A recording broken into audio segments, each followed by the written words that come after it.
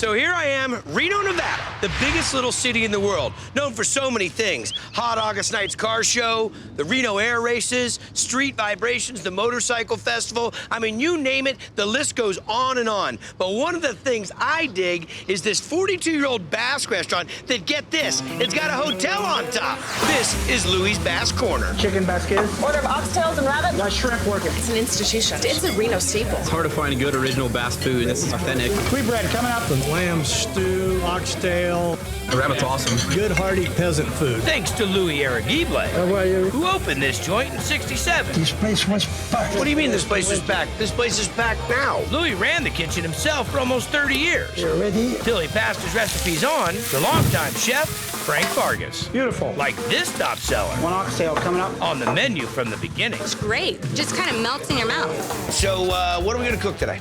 We're gonna do some oxtails. Give it to me. We're gonna add our raw oxtail. So, no oil, no herbs, no nothing, in the pan. We'll throw these in the oven for about 2 hours. We're gonna go ahead and pull the bones right out. All right. Look at that. They're all nice and browned. Okay. Start off with some flour. Okay, and then we'll mix it all up. This will fall down and make a little bit of a roux. Correct. Tighten it up. Then we'll add the wine, and this is just red table wine. We'll add the carrots and the celery, onions. So there's our mirepoix. Chopped garlic. We buy it whole and we chop it ourselves. Chop it yourself, good man. Crushed red pepper, dill thyme, a little parsley, and 3 bay leaves. There you go. And to that, we'll put some beef broth. Are you making this yourself? Oh, of course, we make it ourselves. I get Louis all mad at me in here. Absolutely. Don't let him hear that. So we'll get this all mixed in, cover it up, put it in the oven for about 3-4 hours. And we're running this at 350? Yes. We're ready to pull them out. There we go. You strain it a little bit when you serve it up. Yes, I do. That's a dinner-sized portion? That is a dinner-sized portion, yes. That's a lot of meat. Are you kidding me? Humongous flavor. Think about a super flavorful, over-the-top beef stew with a ton of beef in it. That's what you get. Soaking it up with the bread right there, getting some of that broth. Pretty gangster. I'd come back and have that again for sure. Right on. So check this out. It takes me coming all the way to Boise, Idaho to find the largest Basque population in the United States. Now, the Basque are an ethnic group with their own language and history, and they come from provinces spanning the border between France and Spain. Now, they've got their own style and definitely their own cuisine, and that brings me here to the Basque block in this joint, Bar Gernika. Lamb kebab croquettes. It's like a Basque Boise secret. I like the Basque food. I like lamb. You got grinder up? This is one of the most authentic. Well, if it wasn't the Basques, wouldn't come. If you're in Boise and you haven't had Basque food, you've been living under a rock? Pretty much. So Basque food is what kind of food? It's comfort food, simple ingredients, good, home, earthy cooking. You ready for this? What's in the pot? Marvelous beef tongue. You came back for this. To Bar Gernika in Boise, Idaho, where real deal Basque cooking means marinated pork, chicken croquettes, grilled lamb. Quite authentic. Authentic, you think? I would look at the use of tongue just like that with liver. Living in poor times, your family raised the one cow, you gotta figure out something to do with everything. Exactly. So this is just a way to not waste any of the meat. Right. What was it doing in the pot? Well, we boiled it for about 4 or 5 hours, kind of get it a little more tender, skin it. Okay. Whoa. It's really, Pungent? How did it become part of the menu? The former owner's mom used to make it every Saturday, so it's just been a tradition.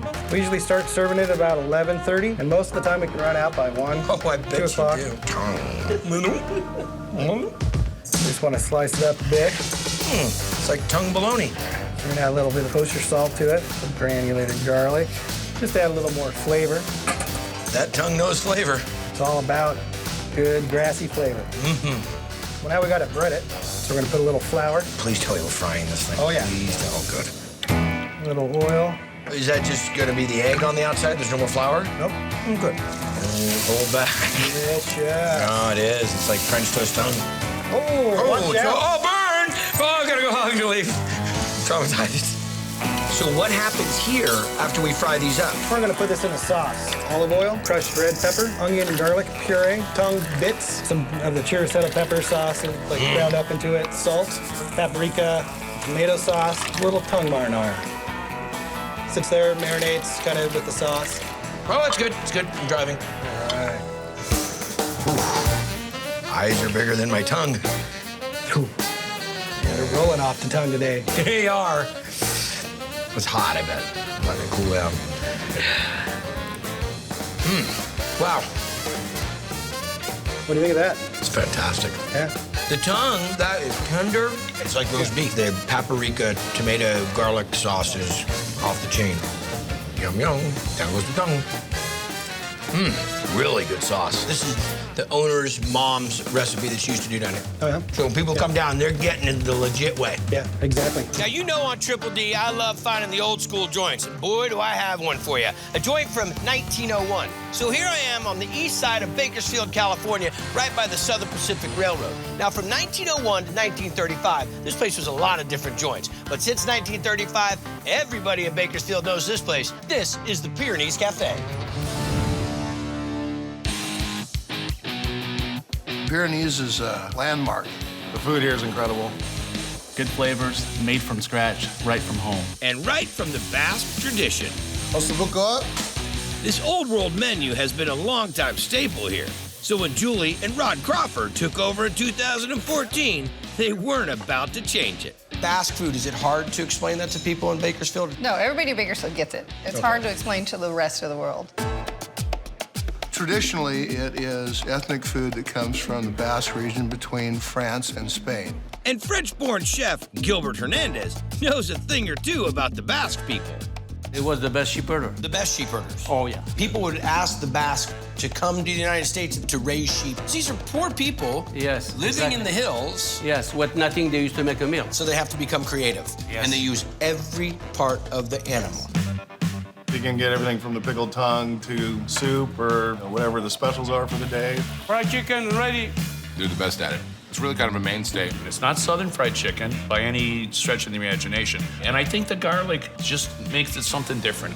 So what are we gonna make today, Chef? Fried garlic chicken. We're gonna fry the garlic or we're gonna fry the chicken? And we're gonna fry the chicken. Okay, let's go. All then. right. Little chickens. Yes. He just takes a knife right through. No question of where the joint is. That was a no lookie. Now you're showing off. Now we're gonna season the chicken. Salt, black pepper, garlic powder, chicken base. Then we're gonna put some fresh garlic. Okay. A lot of garlic. With olive oil? Yes. You're welcome. There we go. Perfect. Now, how long are we gonna let this marinate, Chef? At least 2 hours. At least 2 hours. Yes. Then after we're gonna put some buttermilk. And then after we dredge it in the flour, seasoning flour, black pepper and salt. That's it. That's it. But we're not going to the fryer. We're going to this? Yes. This is the Basque way of doing it because nobody in Exactly. Pyrenees Mountains had. Okay, no. I like how he just takes his time, just nice and easy. And how long do we cook it? 15, 20 minutes. And what comes with this, Chef? This come with the green beans and French fries. Here's the chicken. Very nice. What's in the garlic sauce? Fresh garlic with olive oil and a little bit butter and parsley. And here is your Basque garlic chicken.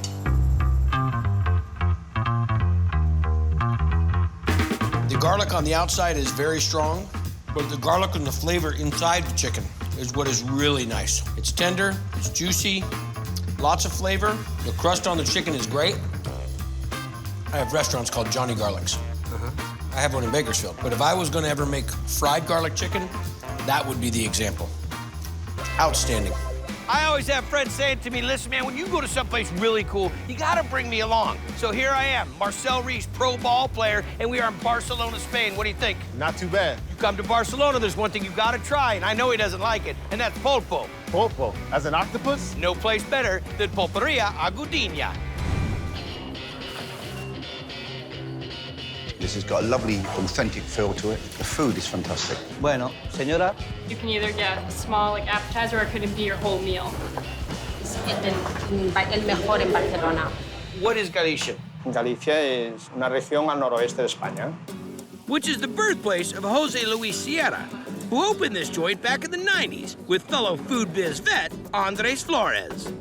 And they're cranking out these dishes Galicia is known for. Galician style is simple dishes, a lot of seafood prepared in the old style. Cocina tradicional, muy cocinado, muy artesanal. Like potatoes served up with one of my favorites, pulpo, you know, octopus. Su punto de cocción perfecta. The first time he's gonna try octopus, the pulpo. Look at you starting to sweat. all octopus. That's all octopus all day. No agua caliente, fría. Cold water, just washing it off. And he just didn't drop it in. He tempered it a little bit so it didn't seize up so fast.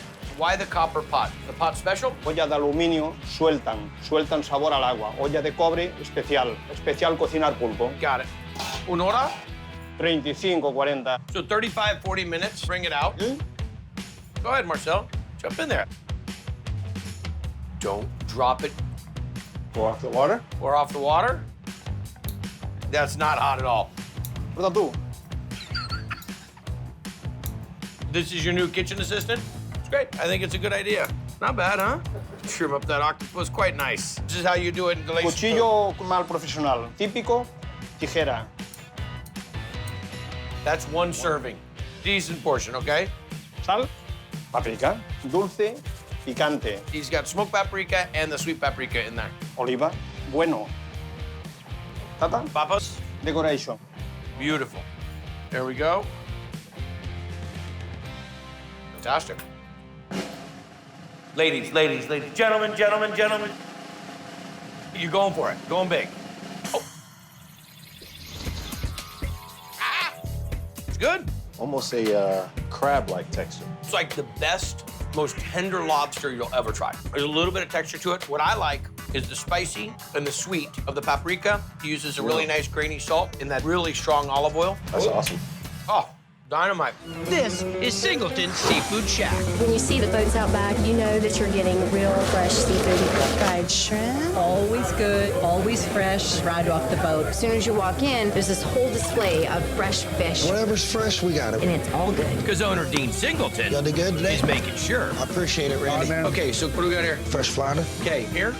Grouper. There's gonna be a test after this. My. Triggerfish. Triggerfish. And Dean's not the first generation of Singleton to bring in the catch straight from the boat. Got 45 pounds there, bub. His dad, Ray, was a commercial shrimper who started this place back in the 60s. Jill, crab legs. And this family tradition goes back even further. Couple Menorcan chowders, please. Menorcan? Majorcan? Menorcan chowder. Menorcan. There's a little island off Spain called Menorca. That's where my heritage is from. Red chowder. Well, you can't get it everywhere. It's got a unique taste. It's loaded with clams. And where are these from? From Cedar Key, right around Tallahassee. Okay. They're frozen. We get them in fresh. We put them in the freezer. The reason why is, for one, it's easier to shuck. Two, saves all the salt water and all the juices stay inside of it. Okay. So take it, take your knife. Get the clam out. All the salt water stays right with it. Jamma, that's a big clam. Yes, sir. Call them chowder clams. So we're gonna take all of these out, and then we're making Menorcan chowder after we run it through the buffalo chowder. Exactly. They're still a little partially frozen, so they won't gum up. They'll just cut into nice pieces. Yep. All right, boss. First, we're gonna add fresh chopped clams. Yes, sir. I'm out of here. Crushed tomatoes. Told you it was gonna splatter.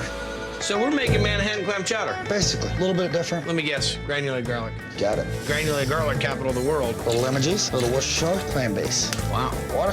Now, how long will this last? About a day, maybe two.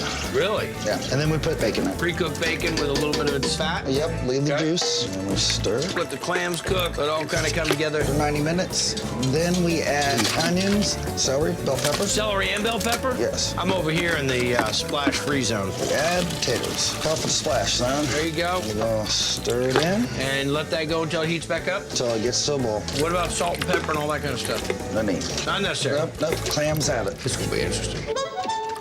There you go. Looks like Manhattan chowder. Oh, it's great. Reminds me a little bit more of the seafood cioppino than it does Manhattan chowder. A little spice, a little acid there from the lemon juice, clam flavor, got good bacon flavor. Really good, man. No wonder you go do so much. I could very easily put a bowl of this down today. Seriously, I'm gonna polish this thing. And Menorcan clam chowder. The texture is great. The clams are good, and it's loaded with other goodies. It's got a lot of flavor in it. Big flavor, but it's light. Yeah. I love the fact that they're actually chunks of clams. You can see the seafood in it. It's so good. You can always count on it being just what you want. It's just good food. And clams for everyone. A nice place to come and relax after work. It's just amazing. Singleton's is really special to us. Hush puppies. All right. I just love it here. I really do. What would your pops think of all this going on? He'd love it. I wish he was here to see.